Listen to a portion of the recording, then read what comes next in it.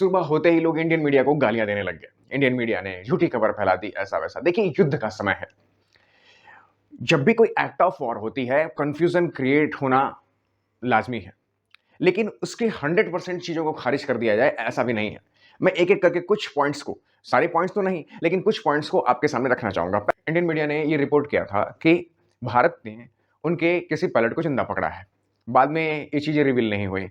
इसके पीछे एक केस होता है। हर न्यूज का अपना एडवांटेज और डिसएडवांटेज होता है। अगर आपको केस याद हो विंग कमांडर अभिनंदन का, विंग कमांडर अभिनंदन अपनी आइडेंटिटी रिवील कर चुके थे कि वो इंडियन एयरफोर्स से पायलट हैं।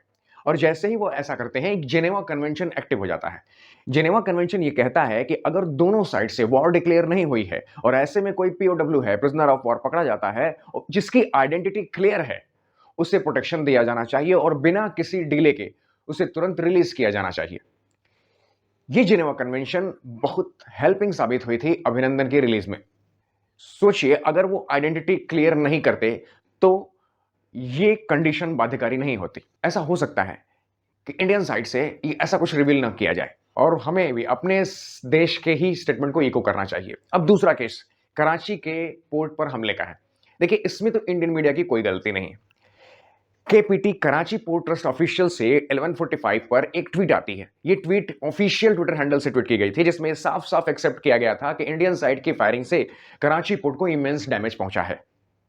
एक घंटे बाद क्लियर कर दिया कि कराची के पोर्ट ट्रस्ट का ऑफिशियल का ट्विटर अकाउंट हैक हो चुका है। इसलिए वो गलत न्यूज इंडियन साइड से फैलाई गई थी। इंडियन साइड ने आपके ट्विटर हैंडल से कुछ लिख दिया। ये बहुत ही फनी है। ना आप तो एयर अटैक रोक पा रहे हैं, ना आप साइबर अटैक रोक पा रहे हैं, तो इसमें इंडियन मीडिया की क्या गलती है? मीडिया ने तो ट्रस्टेड सोर्स, ऑफिशियल ट्रस्टेड से ट्वीट उठाया था। सेम ऐसे ही लोन मांगने के मामले में भी इकोनॉमिक फोरम्स की तरफ से, पाकिस्तानी इकोनॉमिक फोरम से एक ट्वीट आई। उसके बाद उसमें कह दिया गया कि ये ट्विटर अकाउंट हैंडल हैक हुआ है।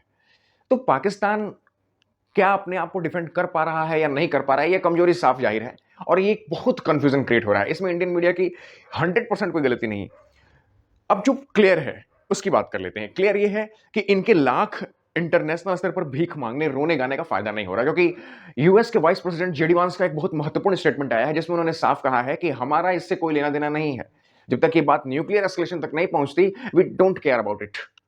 यूरोपियन यूनियन ने भी इंडिया के राइट टू डिफेंड का समर्थन किया है, तो इधर भी इनका दांव खाली होता दिख रहा है। महाराणा प्रताप की जयंती की शुभकामनाएं। जय हिंद।